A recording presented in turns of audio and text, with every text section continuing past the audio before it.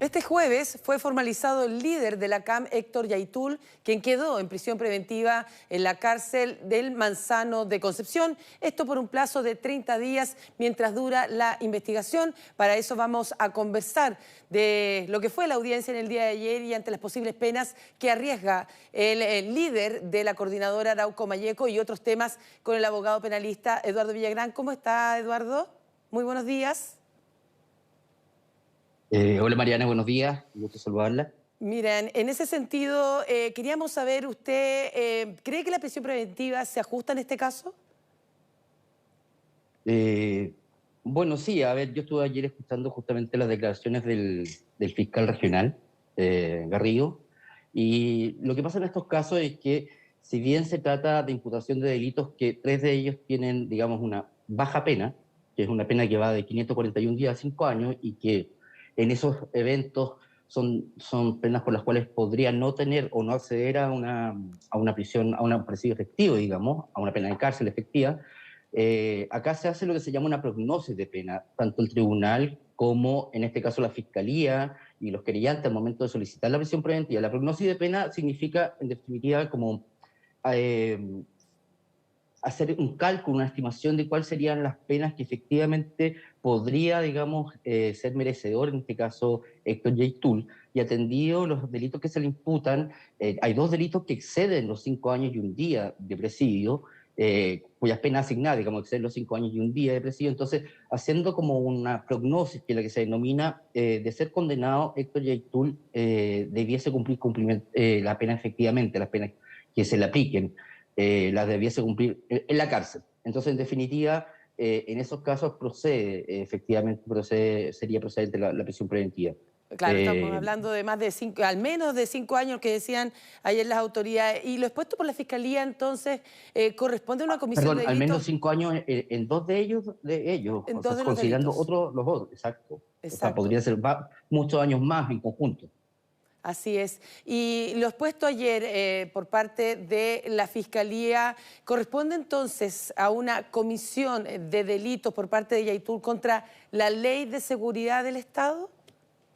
Sí, bueno, tres de esos hechos que se le imputan están contemplados en la Ley de Seguridad del Estado, que es la Ley 12.927, que el texto refundido está en el decreto 840 del año 1975. Y esto está específicamente en el artículo 6, en la letra C, perdón, en la letra S, la voy a citar textual, porque no me la sé de memoria, que dice que cometen delito contra el orden público los que hagan la apología o propaganda de doctrinas, sistemas o métodos que propugnen el crimen o la violencia en cualquiera de sus formas, como medios para lograr cambios o reformas políticas, económicas o sociales.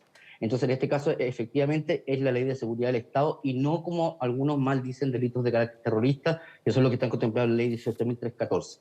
Acá, tres de los hechos imputados corresponden a delitos contemplados en esta ley. Claro, se hace Y esa que tiene una apología pena para que va motivar. de 541 a 5, perdón. Ah, claro, y además se hace esa apología porque aquí se incita a la violencia, con las declaraciones, Claro. incluso el registro audiovisual de cuando él le hablaba, ¿verdad?, a los miembros de la CAM. Ahí está esos registros, esas pruebas donde se hace esa incitación a la violencia en la que está citada además y estaría vulnerando entonces la Ley de Seguridad del Estado. También llamó mucho la atención la exposición que hizo ayer el abogado querellante, hablo de Ignacio Sapiaín. Él señaló, cito textualmente, el señor Yaitul es un líder, mucho más que un guerrero. Podemos empatizar en algunos aspectos con su causa referida a la reivindicación territorial, pero perdió el rumbo. ¿Cuál es su opinión al respecto cuando uno escucha al abogado querellante? A ver, la verdad es que la intervención del abogado querellante por parte del Ministerio del Interior causó bastante revuelo, sobre todo en las redes, y muchos dijeron que en definitiva que prácticamente parecía más un defensor que un querellante. Yo no lo veo tan así. A mí me da la sensación de que, claro, su discurso se aleja un poco del discurso típico de querellante o la fiscalía, en cuanto, claro, parte diciendo que es un líder más que un guerrero, pero también no olvidemos que no solamente existen los líderes positivos, también existen los líderes negativos. Ahora, él sí, yo diría que le da más una calificación de líder no negativo porque dice, pero perdió el rumbo.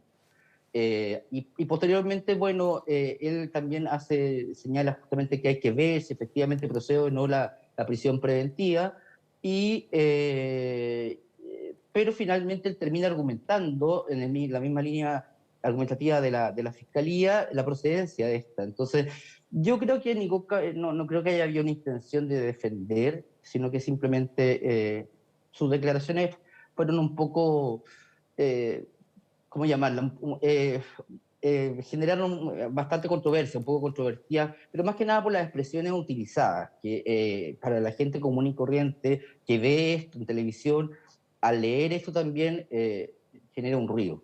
Pero la verdad es que, bueno, habría que ver hacia dónde quería dirigir eso, porque igual también él destaca la labor que ha hecho el ministerio, cual él representa, que tiene que ver justamente con la recuperación de tierras y con intentar reintegrar o devolver esas tierras a las comunidades indígenas. Y bueno, y hablando de la otra parte, entonces, el verdadero abogado defensor, ¿es ilegal la detención Ah. de Yaitul, tal como lo planteaba él? Hablamos de Rodrigo Román. Él cuestionó las pruebas presentadas por la Fiscalía respecto a la georreferencia que situaría a Yaitul en las inmediaciones de estos territorios, estos predios que fueron usurpados, y acusó también a la Fiscalía de actuar en consonancia con los órganos del Estado en una clara persecución política. Esa fue la defensa que hizo. ¿Era legal en ese contexto, como lo señala el abogado Román, esta detención? Y además, ¿por qué no se detuvo antes, contando ya con todas estas pruebas que tenían? A ver, mire Mariane, lo que pasa acá en este caso, bueno, en primer lugar hay que reconocer que el abogado Román es un abogado que tiene vasta experiencia en el ámbito penal y precisamente en delitos de esta naturaleza. Él ya había representado a Héctor Yaitul en la Operación Huracán. Y por otro lado, él pertenece a la Defensoría Popular y ha estado en otros delitos de bastante connotación, como por ejemplo en el caso Panguipulli, que es este caso del chico este que jugaba con sables, hacía malabares con sables que eran como de lata, y que por un error un carabinero le disparó y le dio la muerte, y terminó sobreseído, pero también representó a quienes fueron imputados en el caso del incendio del metro de la estación Pedrero, y tiene otros tantos, también representó a algunos de los imputados en el caso de Luxinger Macay. Ahora, él está haciendo su trabajo como defensor. En un momento también solicitó la inhabilitación de la jueza y posteriormente solicitó la declaración de ilegalidad de la detención. A mi entender, eso sin perjuicio de que son los tribunales, y en este caso la jueza garantía, y eventualmente pues la Corte, si recurre el defensor, quienes determinen esta legalidad. A mi entender, en mi opinión personal, esto se ajusta a derecho. Ahora, respecto a por qué no se hizo antes, aquí hay dos cosas. En primer lugar, aquí no existe ninguna situación de flagrancia. Cuando hay flagrancia, todos sabemos que la detención es inmediata. Acá hay un extenso análisis y una extensa investigación por parte de la Fiscalía, y bueno, el análisis de la Fiscalía, una vez que ellos consideran que existen pruebas suficientes como para solicitar una orden de detención, fue lo que ellos realizaron. Finalmente solicitaron al juzgado de garantía competente esta orden, que liberara esta orden de detención, y es ahí cuando se practica. El momento en que esto se realiza es una determinación que hace justamente el fiscal a cargo de la investigación con los antecedentes que recaba a través de la investigación que realiza, en este caso, a través de la PDI. Bueno, y ayer en la fiscalización también, perdón, en la formalización también llamó mucho la atención un antecedente que se reveló con el informe de la PDI, y me gustaría consultarle al respecto. ¿Por qué es tan grave que se revelara en este informe de la PDI un llamado de la asesora de la entonces, ahora ministra de Desarrollo Social, Janet Vega, al líder de la CAM en mayo pasado, lo que motivó en definitiva su renuncia en el día de ayer? ¿Por qué es tan grave que se haya producido eso? Cuando ella se le había pedido que instara al diálogo de las partes como parte de una orden del Ejecutivo, en definitiva, para enfrentar la violencia y la situación que se está viviendo en la macrozona sur. Mira, Mariane, yo no sé si sea tan grave, y la verdad es que no me corresponde a mí calificarlo. Yo creo que tiene más implicancias políticas que jurídicas. Lo que pasa es que acá se conjugan varios factores. En primer lugar, ocurre que, bueno, la llamada telefónica que aparece dentro del informe de la PDI se habría realizado el día 11 de mayo por una asesora de la exministra Vega, y posteriormente esto va en un informe que se entrega a la Fiscalía y que la PDI entregó el 23 de agosto. Ahora, coyunturalmente ocurre que el 24 de agosto, al día siguiente, se produce la detención de Jay Tool y el día de ayer, 25 de agosto, se realiza la audiencia de control de detención y la formalización.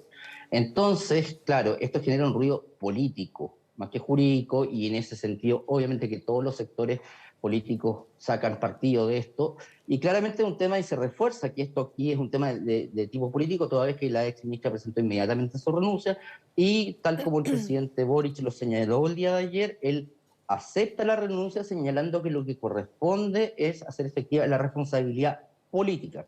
Ahora, nosotros no sabemos, ni creo que vayamos a saber finalmente si esa llamada se concretó, no se concretó, ni sobre qué versó. Sí está bien lo que usted señala, Mariane, en cuanto a que efectivamente hay que reconocer, y eso ayer algunos personeros del Partido por la Democracia lo hicieron presente, que la ministra Vega tenía especial encomendación de parte del Ejecutivo de liderar las conversaciones con los distintos actores del conflicto de la Araucanía. Ahora, si dentro de ese marco era la llamada Yaitul, no lo sabremos.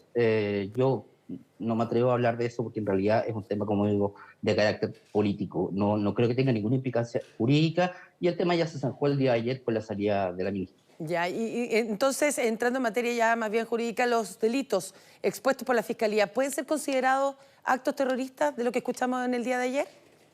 No, Mariane, como yo lo señalé, no han sido calificados como actos terroristas porque no se ha en ningún momento, digamos, invocado la ley 18.314, sino que solamente se ha invocado la ley de seguridad del Estado, que es la que está en la querella del año 2020, la que fue ampliada el 27 de julio por el actual gobierno, y además se han invocado las normas del Código Penal respectivas. Entonces, no estamos, en eso yo creo que hay que ser súper claro. La gente confunde el actuar de Héctor Yaitul o los delitos que se le imputan como delitos terroristas. Acá no se ha invocado la ley de delitos, la ley 18.314. También hay otro punto que es Gendarmería. Gendarmería determina a qué recinto penitenciario va Héctor Yaitul. Ya fue trasladado, ¿verdad? Se encuentra en la cárcel El Manzano de Concepción. Sin embargo, hay tanto el gobernador de la región del Biobío como de la región de la Araucanía están solicitando que sea trasladado en realidad a la cárcel de máxima seguridad acá en Santiago, porque aquí reuniría las condiciones, evitar fuego y todo eso. ¿Puede producirse? ¿Qué tendría que pasar para que eso se llevara adelante? Debido a que ellos reclaman que no están dadas las condiciones en estos recintos, como por ejemplo donde se encuentra ahora, que es Concepción. A ver, en primer lugar, en una primera instancia, claro, los recintos penales, más que nada hay una determinación por parte de Gendarmería en conjunto con los tribunales, con los juzgados de garantía, que tienen que ver con varios factores. Uno de ellos tiene que ver con la cercanía al lugar donde se realiza el juicio, ¿ya? Y eso también tiene que ver con parte del derecho a la defensa y a otros factores, como por ejemplo, generalmente la idea es que esté en un recinto penitenciario, que también pueda estar cerca del lugar de juicio y también cerca de su familia, donde él pueda ser visitado por su familia y también por su abogado defensor. Porque no olvidemos que uno de los derechos que tienen los imputados es a conferenciar con su abogado y a que el abogado defensor pueda visitarlo en el recinto penitenciario y tener reuniones con él para poder realizar una adecuada defensa. Ahora, y también existen distintos tipos de recintos penitenciarios. Comprenderá que un imputado que está en prisión preventiva no debiese en ningún caso irse a una cárcel de alta seguridad, pero tampoco un preso de alta peligrosidad debiese estar en Santiago 1, por ejemplo. Ahora, ¿qué es lo que pasa? Que muchas veces la defensa principalmente solicita por distintos motivos que un imputado sea enviado a cumplir la prisión preventiva en un recinto distinto al que le correspondería. Hay distintos motivos. No olvidemos, por ejemplo, el caso Martín Pradena. En el caso Martín Pradena fue el derivado y cumplió su prisión preventiva en Valdivia y no en Temuco, digamos, ni en ninguna cárcel más cercana. Y eso tenía que ver con otras características que era por la seguridad del propio imputado. Y en Se este caso, tenía ¿cuáles mucho. serían las características entonces? Me da la impresión de lo que yo entiendo es que en este caso la idea es que Yaitul no esté en una cárcel muy cercana a la Araucanía justamente por el conflicto que esto genera. Ya sabemos que el mismo día que fue detenido, los caminos fueron cortados, hubo barricadas, se incendiaron buses, camiones, etcétera. Y lo que justamente los gobernadores también de la región quieren, de las regiones, porque estamos hablando de Biobío y la Araucanía, lo que ellos pretenden y quieren justamente es que ojalá Héctor Yaitul cumpla su prisión preventiva en un recinto lo más alejado posible de dichas regiones, justamente como para bajar un poco esta tensión, este clima de tensión, lo cual la verdad es que, bueno, en este sentido no se ha accedido a la solicitud, pero tampoco sabemos si en un futuro pudiese ocurrir. Eso es algo que lo van determinando los tribunales previa petición de la defensa, en este caso, y si considera que existe mérito para ello. Exactamente, o sea, si uno entraría en la lógica y además del ambiente tan convulsionado, violento, que se está generando aún más con su detención, uno en la lógica, porque otra cosa es lo que dice la parte jurídica, en la lógica uno diría es mejor trasladarlo en una cárcel de máxima seguridad donde no hayan otros comuneros detenidos, como, por ejemplo, eso y todo lo que usted ha señalado. Bueno, si no se decreta esa prisión preventiva, ¿qué le pasaría a Héctor Yaitul? Y lo hubiera pasado. Bueno, aquí hay dos cosas que son importantes, Mariana. Primero que nada, a ver, acá se fijó un plazo de 30 días para investigar, ¿ya? Pero es un plazo que se ve bastante breve. Pero acá es súper importante que la opinión pública sepa que siempre existe la posibilidad de solicitar la ampliación de plazo. Y eso habitualmente ocurre. Entonces, un plazo investigativo de 30 días puede terminar siendo de 60, 90, 120 días o más. Todo depende de cuántas diligencias de investigación estén pendientes. Ahora, como esta es una investigación que partió el año que viene de larga data, yo creo que ya el Ministerio Público cuenta con abundantes medios de prueba como para ir ya directo a una acusación y a un eventual juicio oral, porque yo creo que eso no va a terminar de otra forma que no sea a través de un juicio oral. Pero también hay que aclarar un tema a la comunidad, no solo en el caso de Héctor Yaitul. Cuando hay un plazo de investigación, no siempre significa que el imputado va a estar en prisión preventiva durante todo el periodo que dure la investigación. Para eso existen, cuando cambian las circunstancias, existe la denominada audiencia de revisión de medidas cautelares o de revisión de prisión preventiva, que la pide la defensa, generalmente la defensa, o a veces de común acuerdo, con la fiscalía y con el querellante, y en el cual muchas veces se le puede sustituir por otras medidas cautelares de menor intensidad que se llaman. La prisión preventiva es la más grave porque la pérdida total provisoria de la libertad, pero existen otras medidas como lo que es la reclusión domiciliaria total, lo, también existe la nocturna, parcial, perdón, no es reclusión, arresto domiciliario total, arresto domiciliario parcial, puede ser arresto domiciliario nocturno, y hay otras de menor intensidad que se dan muchas veces, como son la firma quincenal, firma mensual, el arraigo, obviamente, etcétera. Ahora, yo supongo que por las características de los delitos que se le imputan al señor Yaitul, él va a permanecer en prisión preventiva durante el curso de investigación y durante el curso de esta causa, de este juicio. Lo que pasa es que hago esa pregunta porque hay mucha incredulidad de la comunidad respecto a cómo actúa la justicia en casos como este, incluso de los propios personeros políticos que temen que a pesar de que se cuente con esas pruebas, peritajes, en definitiva, salga nuevamente en libertad porque él es un reincidente, ha sido detenido en varias ocasiones. Sí, efectivamente. Bueno, además que ya tiene una condena previa, la cual justamente se le redujo y se le otorgó el beneficio de la libertad condicional años atrás. Yo justamente, esto es una especulación mía, yo supongo que justamente el plazo breve de 30 días tiene que ver con eso un poco, con mantener como una cierta calma ante la comunidad y no extender más allá de lo estrictamente necesario el plazo de investigación, porque no nos cabe duda, yo creo que en eso todos pensamos lo mismo, que mientras Héctor Yaitul esté en prisión preventiva y mientras dure el curso de esta investigación y de esta causa, van a haber distintas manifestaciones, no solamente en la Araucanía, sino que distintas manifestaciones a favor y en contra en distintos sectores del país, incluida la región metropolitana. Y entonces yo creo que hay digamos, la idea del Ministerio Público, y en este caso principalmente de ellos y de la parte querellante, el Ministerio Interior también, es precisamente que este juicio se lleve con la mayor celeridad posible. Exactamente, en estos 30 días que tiene que a priori durar esta investigación. Le agradecemos. Estábamos conversando con Eduardo Villagrán, abogado penalista, justamente en entrar en materia y ser mucho más acucioso para poder comprender entonces lo que ocurrió ayer en esta formalización al líder de la CAM, Héctor Yaitul. Muy buenos días. Muchas gracias, Mariana. Muy buenos días.